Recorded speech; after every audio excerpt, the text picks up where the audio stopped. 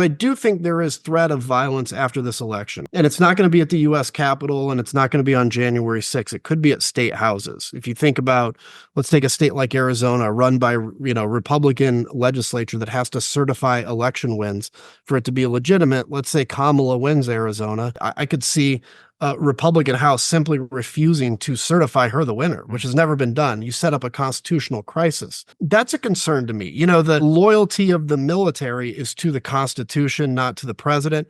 Generally, that's a good thing. But what happens if Donald Trump convinces people that the Constitution requires them to defect from the military, right? So these are things we have to be aware of.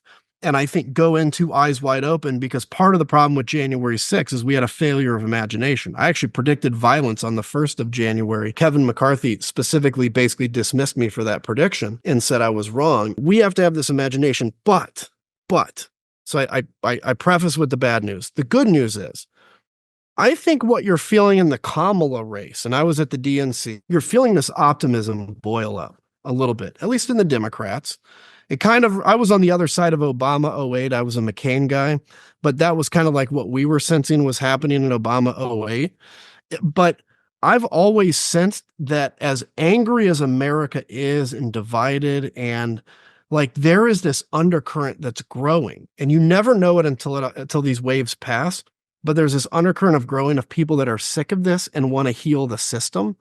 I mean, when you probably look back at the comments on this podcast, when you talk about, how do we get people that can just disagree disagreeably again or agreeably again, you're going to have a lot of comments saying, yes, yes, yes. There is this undercurrent of people desperate for that. And so I think you will see in 2028 and even before, leaders come along with that message. And I think they're going to be rewarded for it. So I do think in the long term, this country is going to be fine. We're going to learn how to deal with the new media environment and this divisive environment. But I do think in the short term, we need to be aware of the dangers and that we're not out of the woods.